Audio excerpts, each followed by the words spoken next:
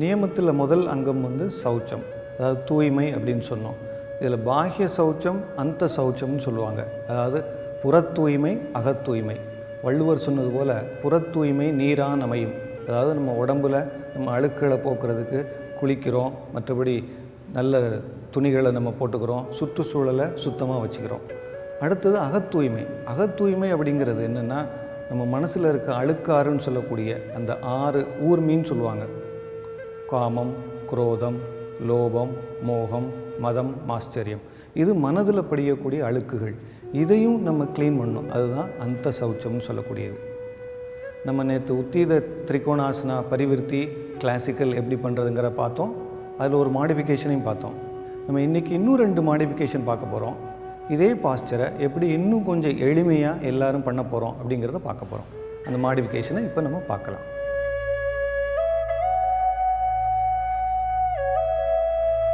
நம்ம உத்தீத திரிகோணாசனா பரிவிருத்தி மாடிஃபிகேஷன் பார்த்துட்ருக்கோம். இன்றைக்கி பண்ண போகிற மாடிஃபிகேஷனில் வந்து சில பேர் வந்து ஒபீஸ், அதாவது பருமனாக இருப்பாங்க, இல்லைன்னா வயிறு கொஞ்சம் பெருசாக இருக்கும். அவங்களால ஃபுல்லாக திரும்பி காலை டச் பண்ண முடியாது. அதனால் என்ன பண்ண போகிறோம், ஒரு ஸ்டூலை பக்கத்தில் வச்சுக்கோங்க. சில பேர் ஸ்டூல் லெவலுக்கு முடியலை அப்படின்னா ஒரு டேபிள் பக்கத்தில் கூட நின்றுக்கலாம். இப்போ நம்ம பார்க்கலாம். ஃபஸ்ட்டு ஸ்ட்ரைட்டாக நில்லுங்க. இப்போ வலது காலை சைடு வேஸ் எடுத்துகிட்டு போங்க. இப்போ வலது கையை மடக்கிக்குங்க. இப்போ மூச்சு இழுத்துக்கிட்டே இடது கையை தோள்பட்டை அளவுக்கு தூக்குங்க. இன்ஹேல், ரைஸ் தாம்.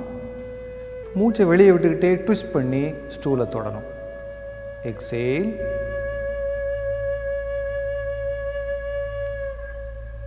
இப்போ இன்ஹேல், ஹெட் டவுன், கம் அப்.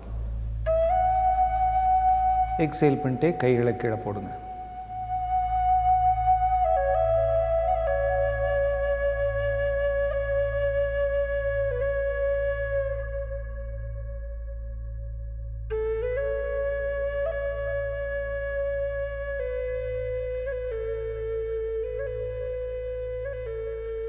இப்போ நம்ம இதே அடுத்த பக்கம் பண்ணலாம். இடது காலை சைடில் கொண்டு போங்க.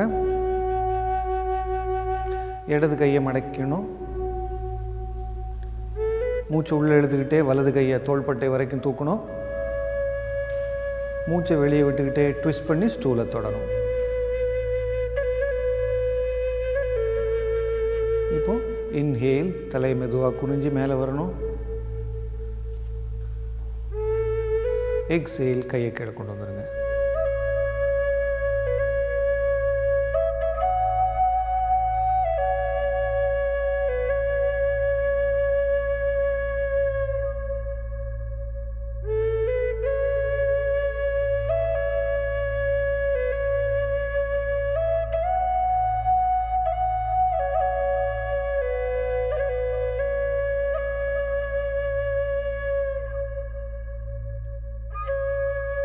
இப்போ நம்ம அடுத்த மாடிஃபிகேஷன் பார்க்க போகிறோம்.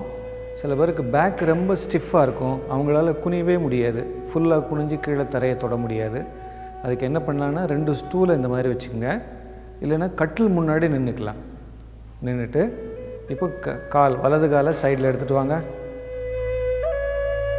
நேராக பாருங்கள். மூச்சு உள்ளே எடுத்துக்கிட்டே கைகளை தோள்பட்டை வரைக்கும் தூக்குங்க. இப்போ மூச்சை வெளியே விட்டுக்கிட்டே இடது பக்கமாக ட்விஸ்ட் பண்ணுங்கள். வலது கையை வச்சு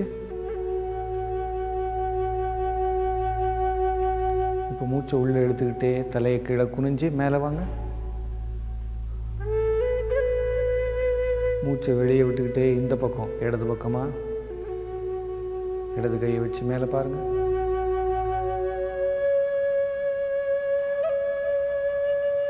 இப்போ மூச்சை உள்ளே எடுத்துக்கிட்டே தலையை குனிஞ்சு மேலே வாங்க. அன்ட்விஸ்ட். இப்போ மூச்சை வெளியே விட்டுக்கிட்டே கைகளை மெதுவாக கீழே கொண்டு வாங்க.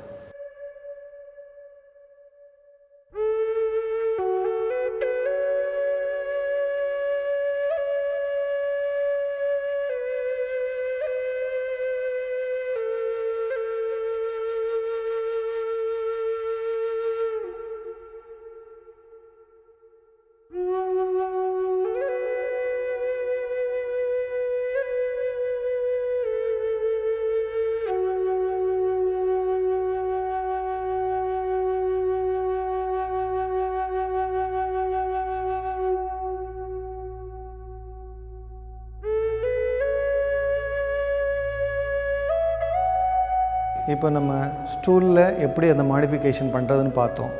இப்போ அந்த லெவல் ஸ்டூல் லெவல்லையோ கட்டில் லெவல்லையோ நம்ம நல்லா பண்ணி ஃப்ளெக்சிபிலிட்டி கொஞ்சம் இம்ப்ரூவ் ஆச்சுன்னா அடுத்த லெவல் நம்ம ட்ரை பண்ணலாம். அதாவது ஸ்டூலுடைய அளவு, அதாவது சின்ன ஸ்டூல் 2 வச்சுட்டு இப்போ பார்க்குறோம் இல்லையா, இதே மாதிரி ட்ரை பண்ணலாம். வலது காலை சைடில் எடுத்துகிட்டு போங்க, நேராக பார்க்கணும்.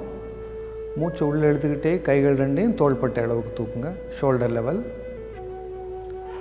மூச்சை வெளியே விட்டுக்கிட்டே இடது பக்கமாக ட்விஸ்ட் பண்ணுங்கள், வலது கையை ஸ்டூலில் வைங்க.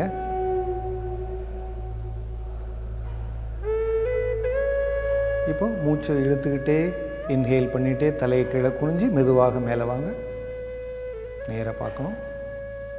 மூச்சை வெளியே விட்டுக்கிட்டே அடுத்த சைடில்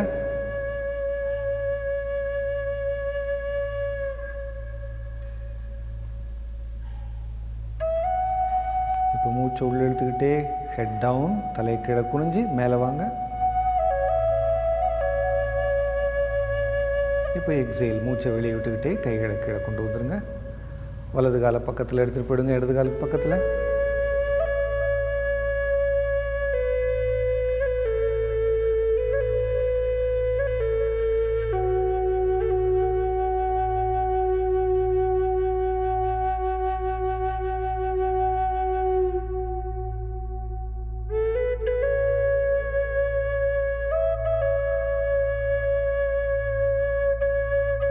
இப்போ நம்ம முதல் மாடிஃபிகேஷன் பார்த்தோம், அதாவது ஒரு கையை இடுப்பில் வச்சுட்டு அடுத்த கையால் ட்விஸ்ட் பண்ணி பண்ணுறது.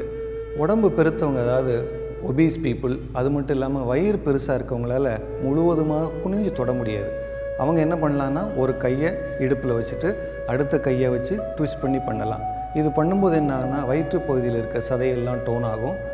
நான் முதல்ல சொன்ன மாதிரி அந்த ஸ்பைன் ட்விஸ்ட்டில் ரத்த ஓட்டம் நல்ல ஸ்பைனுக்கு கிடைக்கும், நெக்கு நல்ல ஸ்ட்ரென்தன் ஆகும், ஃப்ளெக்சிபிலிட்டியும் ஆகும். இது ஒரு மாடிஃபிகேஷன் பார்த்தோம். அடுத்த மாடிஃபிகேஷன், எல்லாராலையும் கையை கொண்டு போய் தரையில் வைக்க முடியாது. அதனால் என்ன பண்ணுறோம், 2 லெவல் ஸ்டூல் வச்சுக்கிறோம். ஸ்டூலோ இல்லை நீங்கள் வீட்டில் கட்டில் இருந்ததுன்னா கட்டில் முன்னாடியே பண்ணலாம். 2 பக்கமும் ட்விஸ்ட் பண்ணும்போது உங்களுடைய கைகள் கட்டில்லையோ ஸ்டூல்லையோ ஓரளவுக்கு அந்த லெவலில் உங்களால் நல்ல இலகுவாக பண்ண முடிஞ்சதுன்னா அதுக்கு அடுத்த லெவல் சின்ன ஸ்டூலை வச்சு பண்ணோம். இது பண்ணும்போது நம்மளுடைய யாருக்கு இந்த பேக்கு ஸ்டிஃபாக இருந்து முடியாதவங்க கொஞ்சம் கொஞ்சமாக அந்த ஸ்டிஃப்னஸை போக்கி அதே ட்விஸ்டோட எஃபெக்டை நம்ம பெறலாம்.